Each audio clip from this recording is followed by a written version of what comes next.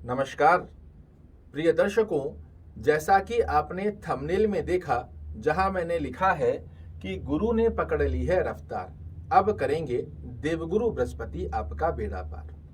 यदि आप भी धनु लग्न या धनु राशि के जातक हैं तो 22 अप्रैल 2023 से लेकर मई 2024 तक आपके लग्न के स्वामी देवगुरु बृहस्पति आपको क्या क्या देने जा रहे हैं, यही विस्तृत जानकारी लेकर आपके सामने उपस्थित हुआ हूं।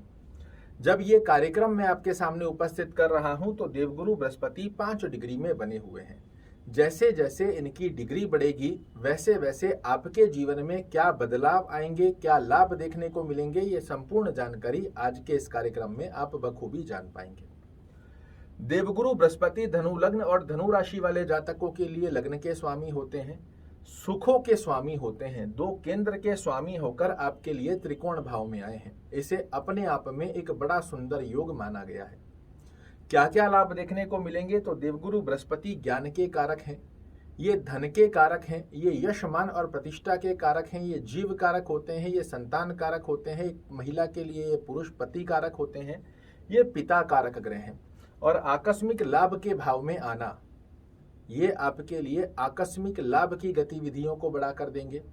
किसी भी प्रकार से सडन ऑफ बेनिफिट्स की स्थितियां आपके लिए निर्मित हो, इस प्रकार का लाभ देते हुए पाए जाएंगे। जैसे जैसे इनकी डिग्री बढ़ेगी वैसे वैसे आपके लिए लाभगत अवस्था का योग बनकर आएगा। ये विद्या का भाव भी है, तो जितने भी विद्यार्थी हैं उनके लिए देवगुरु बृहस्पति यहाँ ज्ञान के चक्षु खोलते हुए बड़ी श्रेष्ठ सफलता का योग बनाकर देंगे।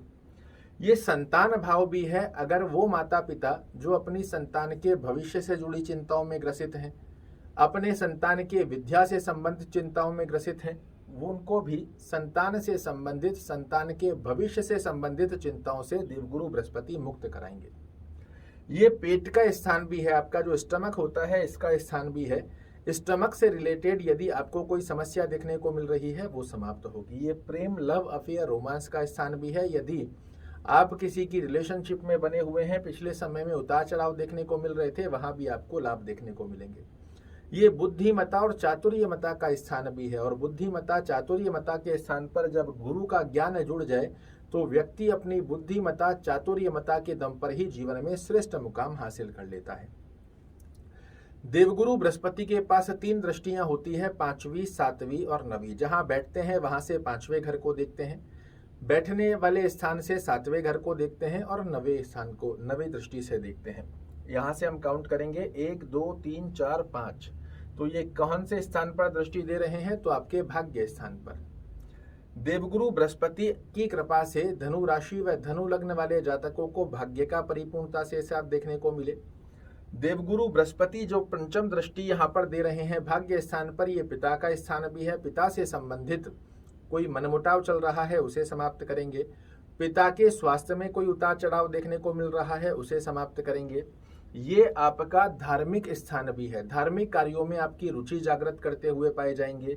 ये आपका विदेश यात्रा का स्थान भी है। अगर यात्रा के बारे में आप विचार कर रहे हैं तो आने वाले 13 महीनों के गतिविधि में देवगुरु बृहस्पति की कृपा से जैसे जैसे इनकी डिग्री बढ़ेगी, ये आपकी यात्राओं का भी आनंदमयी स्थिति प्रकट करने जा रहे हैं। 7वीं दृष्टि से देवगुरु बृहस्पति आपके एकादश भाव को देखेंगे, और ये कौन सा स्थान है, तो ये है आपकी डिजायर्स, आपकी मनोकामनाओं को पूर्ण करने का भाव। ये है आपके बड़े भाई बहनों का भाव। ये है आपकी आय का भाव, जो आप अर्निंग करते हैं उस स्थान का भाव। ये है छोटी बीमारियों का स्थान। देवगुरु बृहस्पति की 7वीं दृष्टि जब आपके एकादश भाव पर जाएगी, ये आय में वृद्धि की स्थिति का योग निर्मित करते हैं। ये आपके लिए आपकी मनोरथ, डिजायर्स को पूर्ण करने की स्थिति को निर्मित करते हैं। बड़े भाई बहनों से सहयोग की स्थिति का योग निर्मित करते हैं। कोई भी छोटी मोटी बीमारी आपको काफी समय से लगी हुई है, बार बार परेशान हो रहे हैं, मौसमी बीमारियां परेशान कर रही है, उन्हें समाप्त करेंगे। देवगुरु बृहस्पति की 9वीं दृष्टि, 7वीं यहाँ हुई, 8 और 9। 9वीं दृष्टि आपके लग्न पर जा रही है। लग्न क्या है, व्यक्ति का व्यक्तित्व है, आचार है, विचार है, व्यवहार है, स्वभाव है। और देवगुरु बृहस्पति जो लग्नेश होकर लग्न पर दृष्टि दे रहे हैं, ये अपने आप में एक राजयोग तुल्य फल देने की स्थिति बनाता है। व्यक्ति की व्यक्तित्व ज्ञान स्वरूपी रूप में निखरता हुआ पाया जाता है, जो आपको समाज में, परिवार में, कुटुंब में यश, मान और प्रतिष्ठा दिलाता है।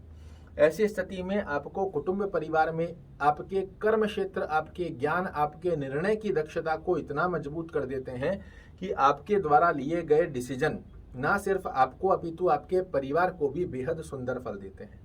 भौतिक सुखों के स्वामी होकर और आए हैं पंचम भाव में, तो अकस्मात किसी प्रकार के भौतिक सुख का आपको लाभ निकाल कर देते हैं।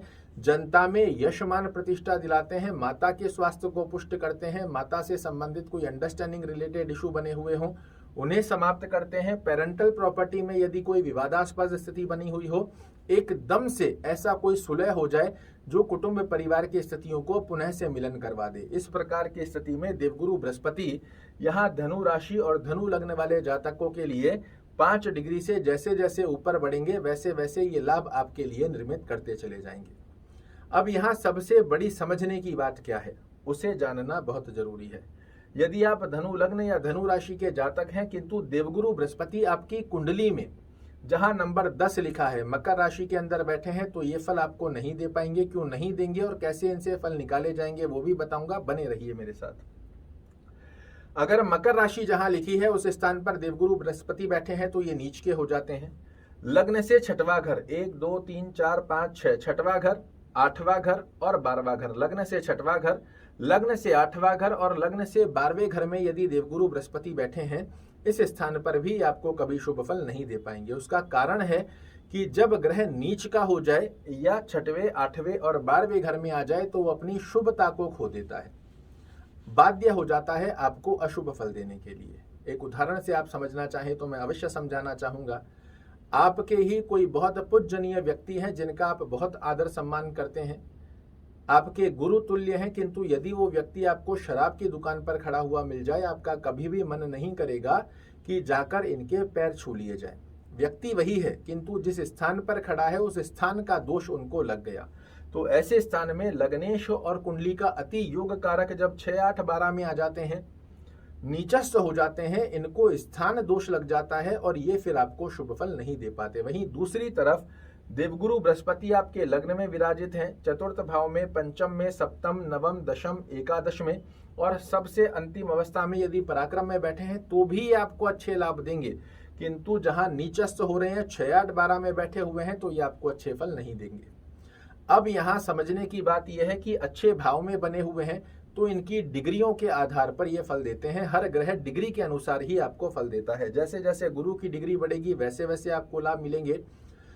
देवगुरु बृहस्पति चाहे आपके अच्छे भाव में बने हुए हैं, चाहे नीचस्थ हो रहे हैं, चाहे 6 8 12 में बने हुए हैं, देवगुरु बृहस्पति का आशीर्वाद हम कैसे प्राप्त कर सकते हैं? क्योंकि आपकी कुंडली के तो अति योग कारक ग्रह हैं, आपकी कुंडली के तो ब्रह्म कारक ग्रह हैं, तो इनको आप निवेदन भी कर सकते हो, इनको आप तेजस्व भी दे सकते हो। दोनों ही गतिविधि में आपको अच्छा फल देने की बाध्यता रखते हैं।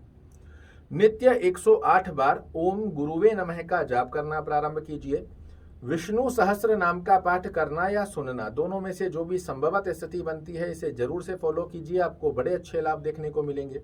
ओम नमो भगवते वासुदेवाय नमः का जाप करना बहुत अच्छा है। विष्णु लक्ष्मी का पूजन करना आपके लिए बहुत अच्छा होता है। अगर देवगुरु बृहस्पति जो मैंने 4 स्थान बताए हैं नीच के नहीं है, लग्न से 6वें, 8वें और 12वें घर में नहीं है, आप एक पुखराज पहन सकते हैं, बड़े अच्छे लाभ देखने को मिलते हैं। आप गुरुवार के दिन पीली वस्तुओं का सेवन कीजिए, खाने में, पहनने में, आसपास के वातावरण में आपको बड़े अच्छे लाभ देखने को मिलते हैं। किंतु यदि देवगुरु बृहस्पति नीचस्थ हो रहे हैं, 6 8 12 में बैठे हैं, पुखराज कभी भी मत पहनिएगा। गुरुवार के दिन पीली वस्तुओं का सेवन मत कीजिए, गुरु की आराधना कीजिए, गुरु का जाप कीजिए, पाठ कीजिए। भगवान विष्णु लक्ष्मी का जाप पाठ करना आपको निश्चित रूप से अच्छे लाभ देता हुआ पाया जाता है। आशा करता हूं मेरे द्वारा दी गई ये जानकारी आपको पसंद आएगी। कल फिर से एक नई जानकारी लेकर आपके सामने उपस्थित होऊंगा। तब तक के लिए नमस्कार।